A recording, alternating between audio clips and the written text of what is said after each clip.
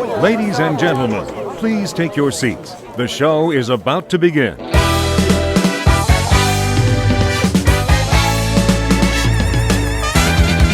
Talk about podcasts.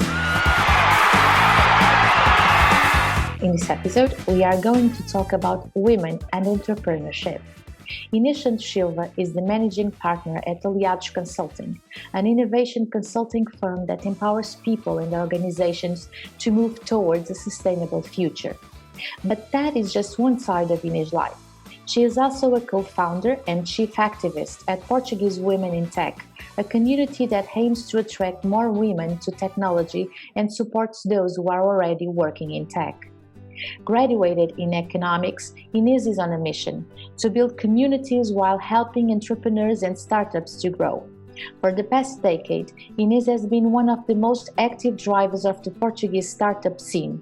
She co-founded Startup Pirates, PortugalStartups.com, Startup Tour, and many other startup programs. Because Inês seems to have the time and the motivation for everything, she also worked as a special advisor at the cabinet of the Portuguese Secretary of State of Industry, where she worked on startup public policy.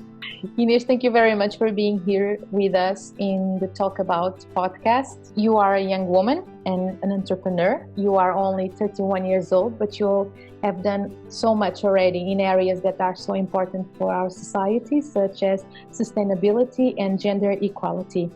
You are CEO. You're involved in movements like Portuguese Women in Tech. You write about gender equality in the media, and also you already have an experience in politics. So how do you do it? How do you find the time for doing everything? First, I think I don't do everything at the same time, so I think that helps. And secondly, I started very early. So when I was still in college, I did a lot of different initiatives, especially around entrepreneurship.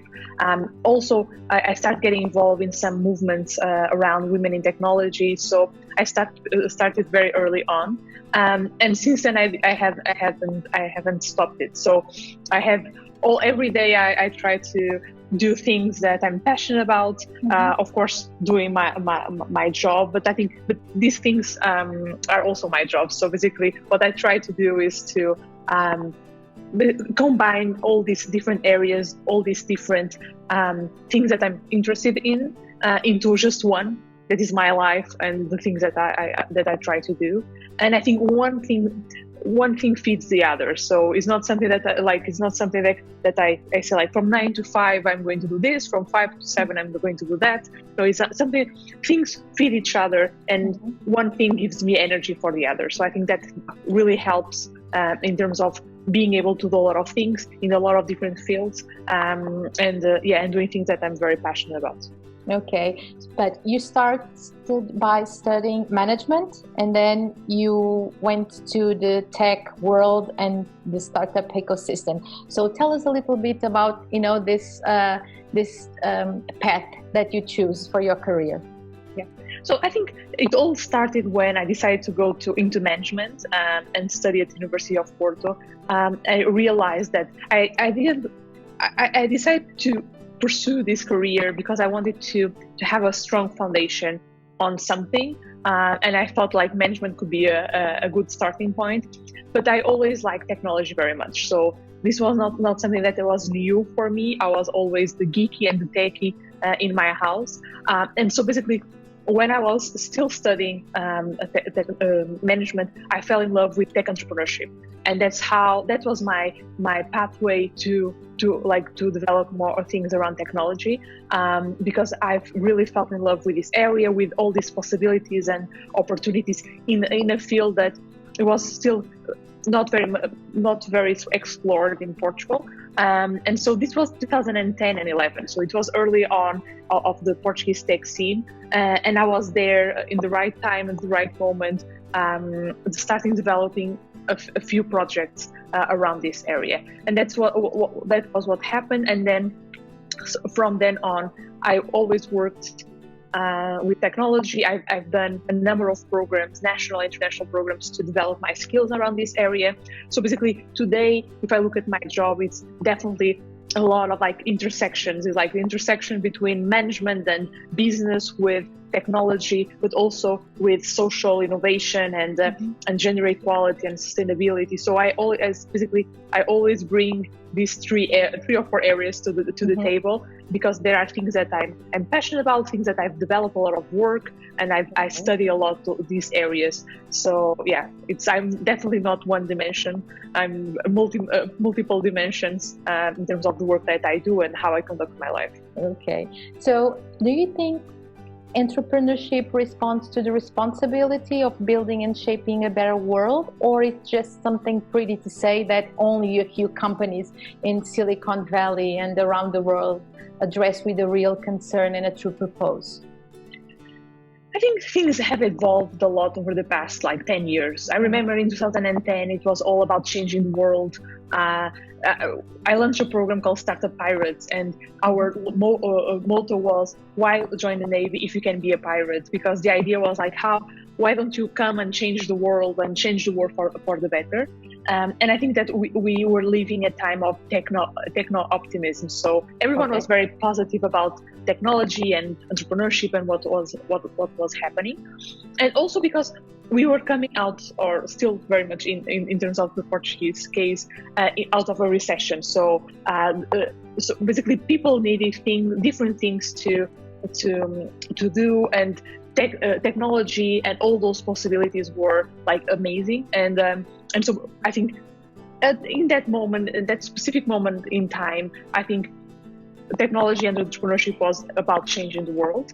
I think in 2020, things are a little bit different. So the world was changed, but maybe not exactly as we wanted. And right now we are living the tech backlash. So we see that people are revolting themselves against technology, against this kind of entrepreneurship of a high scale, fast pace, break things along the way and get things done. But I think we are going to the other opposite. So I don't think that we don't hear as much people saying I'm building this company because I want to change the world. They say I'm building this company because I really believe in this product, because I really want to start something on my own. But I think the whole idea of changing the world is less prevalent these days than it was 10 years ago. Okay. You're super involved in Portuguese women in tech. Tell us about that. What is the reality of women's presence in the tech ecosystem in Portugal? Last year, Portuguese Women in Tech and Deloitte published a study, Pioneers, that brought this reality to the public eyes. 38% of women in technology in Portuguese market have already felt that they were earning less than their peers just because they are female. And half of them also felt discrimination in promotion processes. So I ask you, what it's like being a young woman in tech in Portugal in 2020? Yeah. I think we have to think about a few things here. So there is the individual case where if you talk with someone in technology, we have completely different experiences. We have people that tell us I have my experience is great. I'm in a great company. I feel supportive. I feel that I can grow, and basically that's very positive, and it happens a lot of times.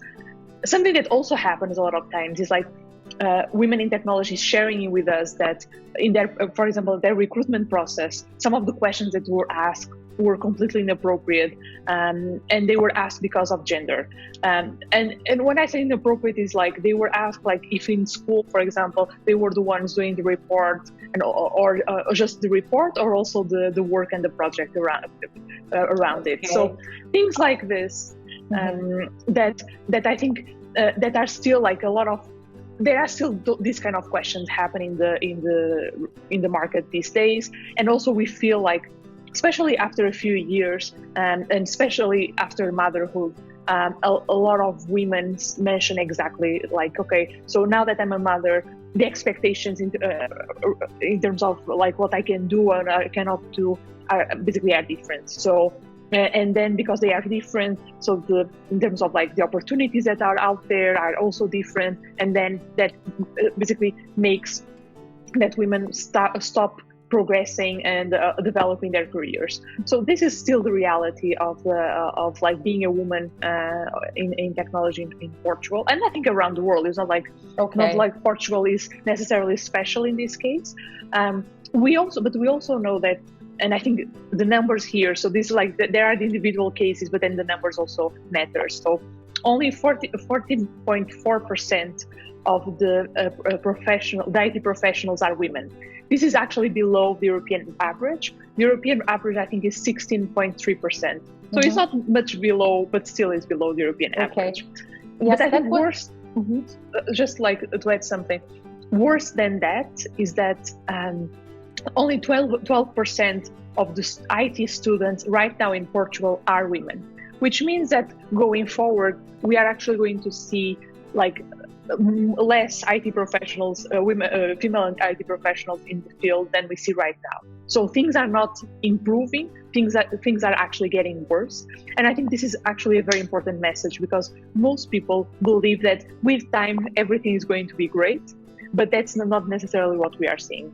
Okay, but how can we as a society can shape and change this reality so we can have more women in the tech market by the education system? What else? What we can change and do about it? Yeah, so I think it's in the education system, but not necessarily. It's basically everything starts when girls and boys are 5-6 years old. And a lot of the initiatives that we are seeing, and also a lot of the initiatives that we do at Portuguese Women in Tech, usually target basically older target. But what we are seeing right now is that we have to start making a difference very, very early on.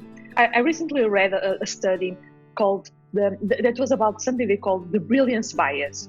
So basically, they asked 5-year-old boys and girls if they were able to do a very, very demanding task, and both genders said that yes, we can do it almost 100%. When they are 6 years old, things changed. So boys, 65%, something like that, said that yes, they can do it. But only 43% of the women say, yes, I can do it. Okay. So this is 5 to 6 years old. And what happens is that girls go to school and they are basically, for some reason, and I'm not saying, I don't know exactly why, but for some reason, something happens where, because they lose confidence that they can actually perform and do a very, very demanding task.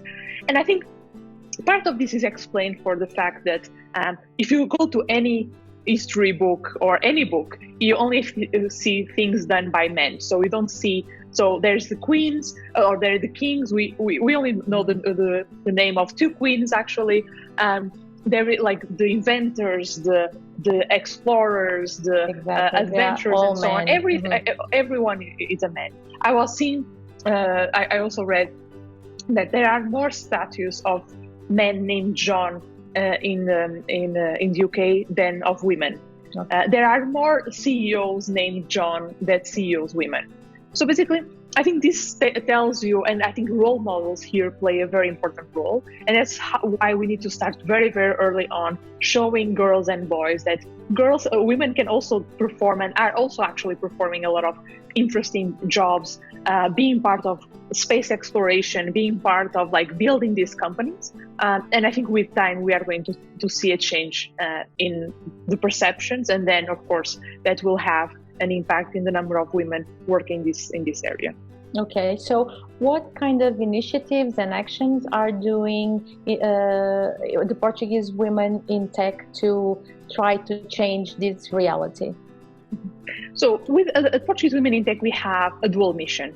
On one hand, we want to support the women that are already in technology. And we do that by developing opportunities, like working, like trainings and giving visibility to the women working technology. And that's why we launched the Portuguese Women in Tech Awards, for example. We launched the mentorship program. We launched like workshop series, hackathons. So we do a lot of different initiatives to help those already in technology.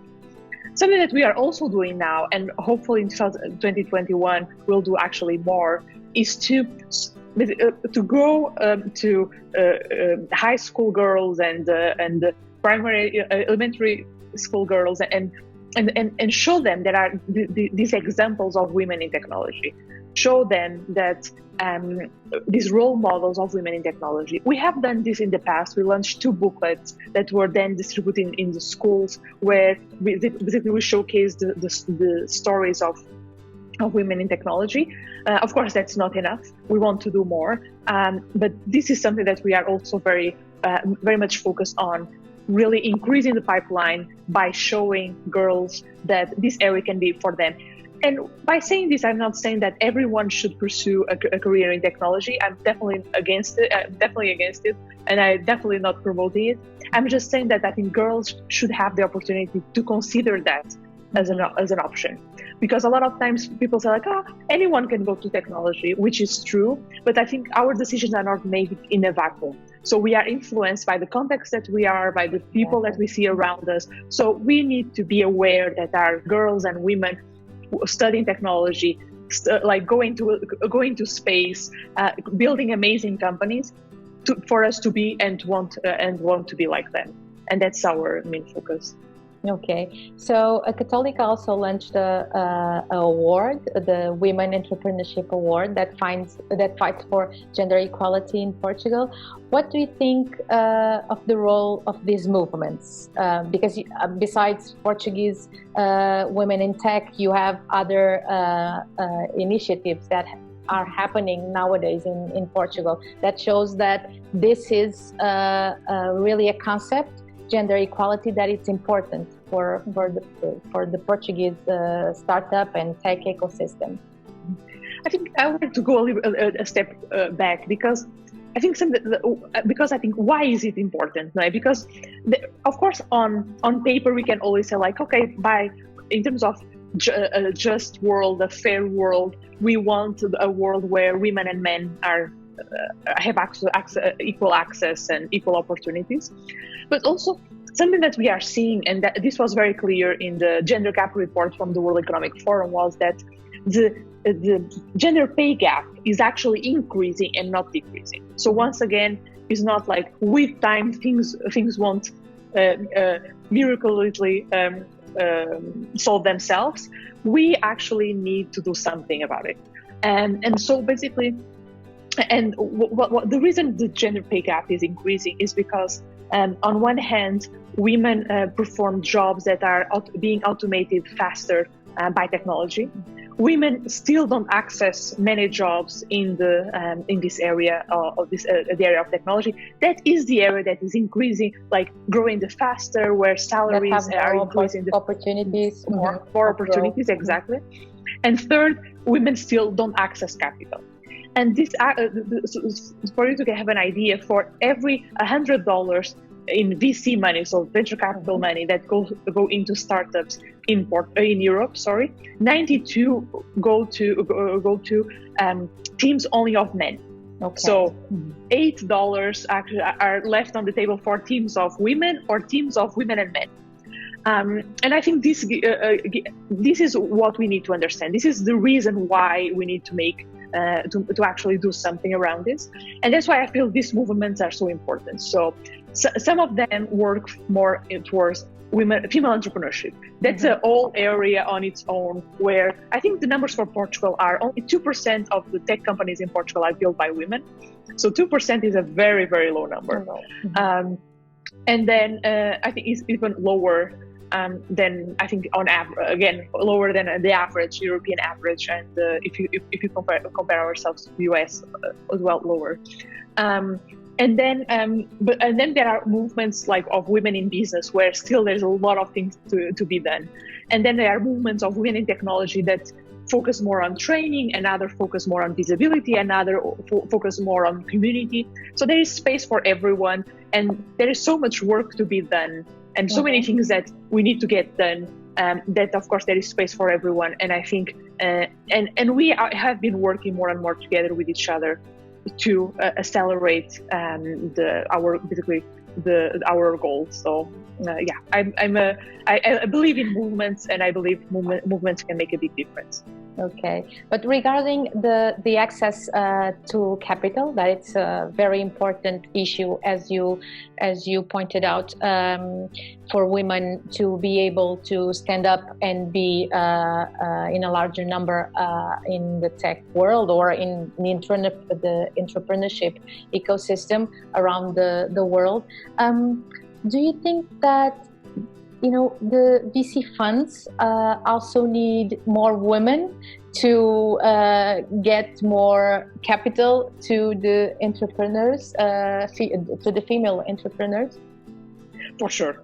So there was a study that I read the other day that showed that, so it was like the same pitch, so the same company, the same numbers, the same traction, everything. And the pitch was voiced. One pitch was voiced by a male entrepreneur, and the same pitch was voiced by a female entrepreneur.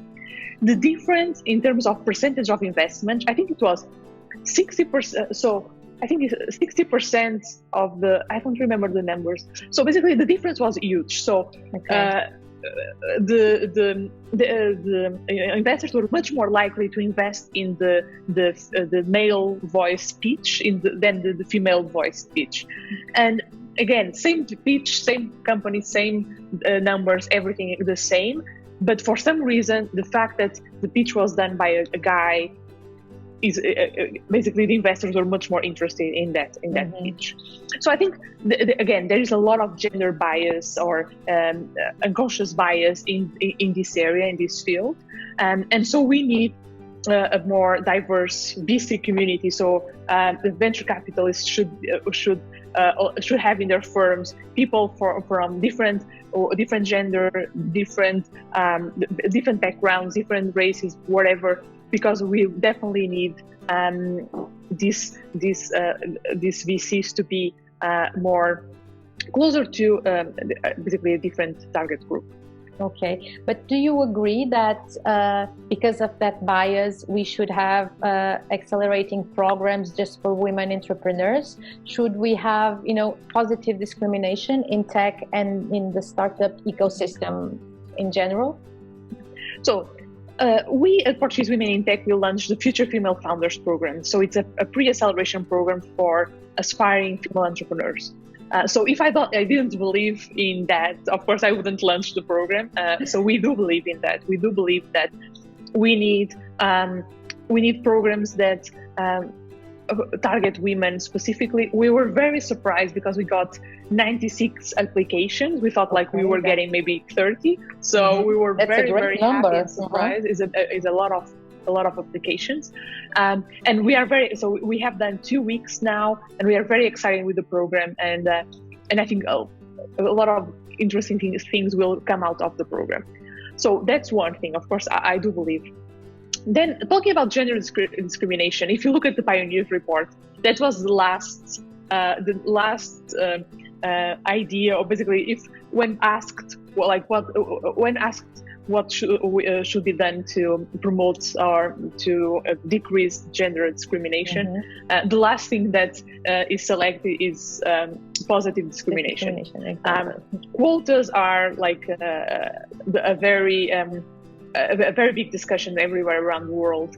I'm personally in favor of quotas, but even though no one and me the same, no one likes to be somewhere where they know they are there because of a quota. Exactly. I've been in places where I knew I was there because I was a woman or because I was young.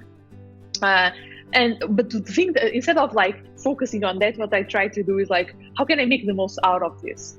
And I think that should be the question. Right now we have we don't have many CEOs that are women. We still have, so in the public and private companies in Portugal, we don't have many female CEOs or female board members. We need more, because those women can be role models and examples to other women that are just climbing the career ladder. So we definitely, I believe that we need a positive discrimination towards women. So because there's so much that needs to be done to get to a point where we have equal access to opportunities and so on, that this helps, that's great. And if this helps, we should definitely do it.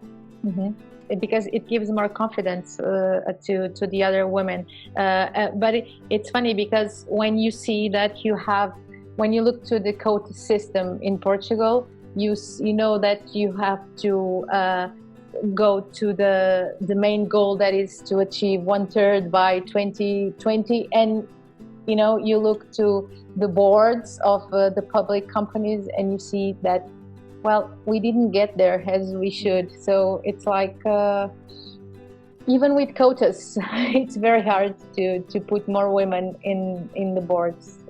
I think we are doing something. So I think things are improving nonetheless. We are definitely not there yet. I think some countries are making it very mandatory with big fines. So if there is big fines, there is big solutions. Yeah, I think we will get there, and I think we are seeing that happen. Okay. Also, in the startup ecosystem, we hear this a lot. To fail is to learn, but it is more difficult for women to fail than it is for men. Actually, it's very interesting, that question, because there is so we talk a lot about the glass ceiling. So everyone knows about the glass ceiling. So like there is a ceiling and women cannot go any further. But there is also something called the glass cliff, which means that in a lot of cases, women are selected for jobs, usually like CEO, CFO, COO type of jobs, so leadership roles, only when the situation is so bad that nothing, like no one can save it. So we go and get a woman. There's like a lot of studies in a lot of online. You can read about this. And one of the examples that they give is like they in the same room they put so they select like a group of students, and then they split the room in two. And to one, basically, they tell both of them the same story. They tell different stories. So they say to one group, they say, so we are organizing this festival. Things are going very, very well, but we need someone to help us, basically an extra hand. Should we hire consultant A, that is a woman, or consultant B, that is a man? And basically, to the other group, they say like, we are organizing this festival. Things are going very, very bad. But should we hire consultant A, that is a woman, or consultant B, that is a man? And a very interesting thing happens. So when the festival is going well, almost I think it's 80% or I think it's like 60% of the students select the male consultant. When the festival is going badly, I think it's 86% or 81% select the female consultant. Mm-hmm. So this is interesting. So basically, something is in our minds that when things go bad, we just call a woman. When things go well, we just call a man. And so, and then of course, like women end up like being these situations where, of course, they are prompt to fail. I think a good example of this is Theresa May from the UK. So she was put in there because no man wanted to be there, and there was like no actually solution for the problem that she was what they're trying to solve, and they still are trying to solve exactly. it. So for and some Boris reason, is not getting to a good solution.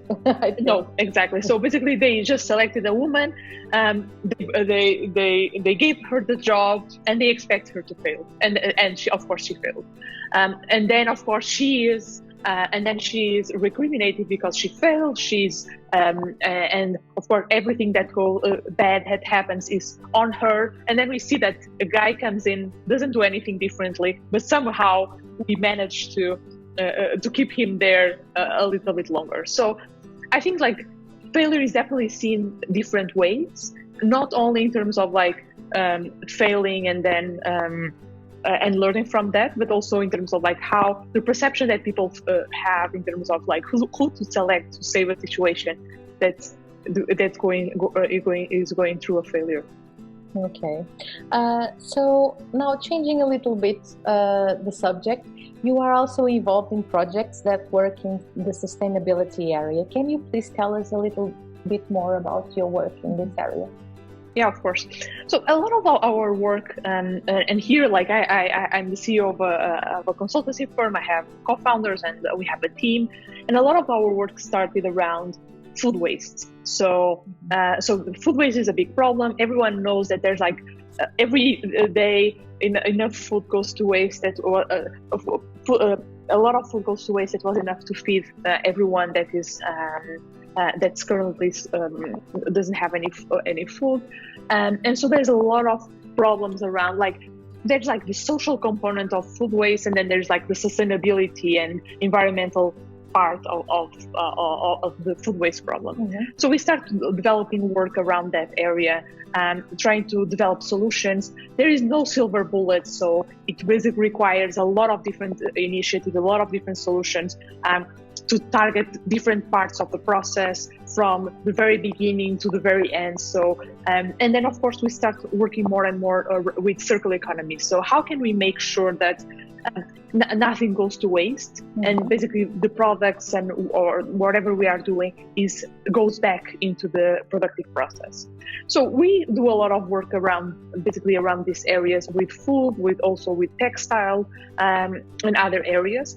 This is an area that in Portugal is still quite early on. There's a lot of things to do. We see a lot of things happening from the like the consumer part, where the consumer is demanding more solutions, but still Portugal is not necessarily a good case study because we are still very much price driven. So this is of course a challenge anywhere, independently of the area we are talking about. So we are working more and more with companies, trying to help them go through this, basically build a new mindset where products don't developed to go to waste, but products are developed to then to be reintroduced in our production system. But still, again, it's still a very early process. I'm very excited with this area because even though like we have been talking about sustainability for the past like 30 years, but I think now it's more of a time to actually make a difference here. Yeah, because we see a lot of investment and funds, such as the Next Generation from European Union, that have sustainability and the fight against waste as a core value. What kind of projects in this area can take advantage of this vision? You talked about the food industry, the textile industry. All industries that have some kind of like a physical product can benefit from this. It's about designing products with a different mindset. It's about being careful about with every step of the way about what's happening to your product. It goes back to even like repair, for example. So mm-hmm. I can give you a story. So today, my father asked me to repair, we call it like the machine to, it's one of like a small machine that he has. Anyway, and basically I asked for a quote, and the cost of repairment was higher than the cost of a new one. And basically this shows that there is no incentive for you to repair what you have, mm-hmm. even though the problem that you have with your with this specific machine is very, very small, and you could use this machine, I'm sure, for many years to come. But basically there is no incentive in doing so because the cost of repairment is so high. And I think this is the kind of thing that we need to think from very early on. It's not thinking about like, okay, so in the end of the process, I don't want to send this to a landfill. I want to recycle this somehow. Mm-hmm. It's more about like from the first day that I'm thinking about the value proposition from this project, how can I make sure that along the process people are able to repair it, people have access to extra parts, people like if it needs to parts of it or in the production process need to we have waste, we can then reintroduce that in the production process. So it's a completely different mindset around like circular design, circular economy that I think most companies will have to go through, but right now it's very it's still quite new. Okay, and what sustainability projects around the world do you follow and think that will shape the future of business and, of course, the future of world? So there are a lot of things, right? I think there's still a lot of things that need to be done. So one project that I don't actually remember the name, but so packaging is a big challenge. So every time that we receive a package, like we buy a small thing and comes a big box, and all the logistics around it, I think packaging is something that, of course, will need to change. Even the other day, I bought a magazine, and it was packaged in a compostable material. So basically, I can put that in the trash because it then is compostable, so it can go into a landfill. So basically, this is an area where I think we are going to see a lot of progress, and I think companies need to start investing in alternative solutions for their packaging, because the solutions that most companies are using right now are definitely not adequate. So we need to do that. Another thing is, of course, food waste. So this is an area that probably is like more developed. There are companies making clothing out of milk, for example, or there are companies making a lot of different products and from food waste, for example. And I think we need to see more of that. That's definitely an area that's hopefully we'll see a lot of progress. Textile as well is the second. Food waste. Food is like the biggest waste in the world. Textile is the second biggest waste. A lot of like production systems and a lot of what we know about fashion, like fast fashion and all around that, will have to change going forward, because we cannot keep on using a piece of clothing for a season, one season, and then throwing into the trash. Yeah. And there are also a lot of models have to change. Yeah, exactly. I think the kind of clothing that we need to change.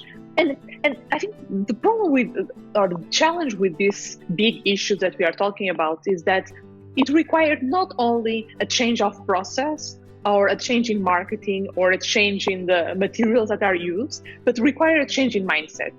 It required that people look at their clothing, look at their food, looking at their packaging and so on in a different way, and also demand solutions that are more environmental friendly, or at least.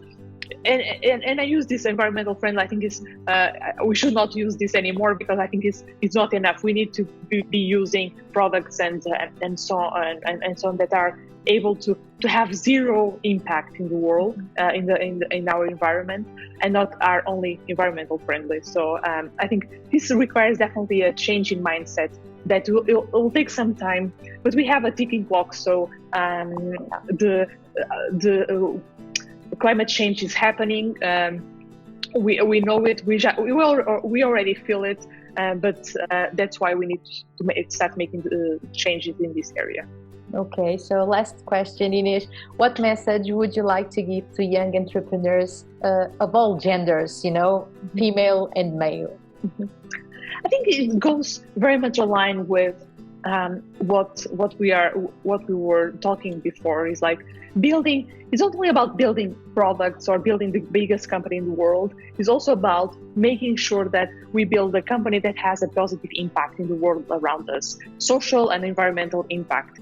I really like the framework about there are like 5 P's. It's like profit, planet, prosperity, purpose, and partnerships. I think it's like this, but maybe I'm missing some P's. But I really like to feel like things need to be aligned. You should, of course, when you start a company, it's so hard to think about all these things from day one. And maybe you don't need necessarily to think a lot about everything from day one, but you need to care about these things. You need to for you to succeed, you need to build a company that is gender and race inclusive and diverse and inclusive. You need to build a company that doesn't have a negative impact in the environment that we, or in the place that we are. We need to think about this from day one, because otherwise I don't think that as a company we will be able to succeed. because consumers are going to demand to know more about the companies that they buy from, and basically to buy from companies that are more aligned with these principles. And I think that should be the message. Even though building a company is one of the biggest challenge in the world, and especially building a fast-growing company with a technology based. But at the same time, I think we cannot forget that without a planet that is livable, we don't need companies we don't need companies. We need to make sure that this planet keeps being a space for creation, for creativity, for everyone. Yeah. Okay. Inês, thank you very much for being here with us. Thank you once again. Thank you very much for the invitation and for the opportunity to be here. And good luck to all the entrepreneurs that are listening to us today. In this episode, Inês talks about her passions and its intersections, from technology to business, from management to social innovation, from women empowerment to sustainability. She also explained how she manages her time, fighting for the causes she believes in, like gender equality. For Inês Santos Silva, there's still a long way to go into making the world a better place, and women entrepreneurship can help. She's doing her part.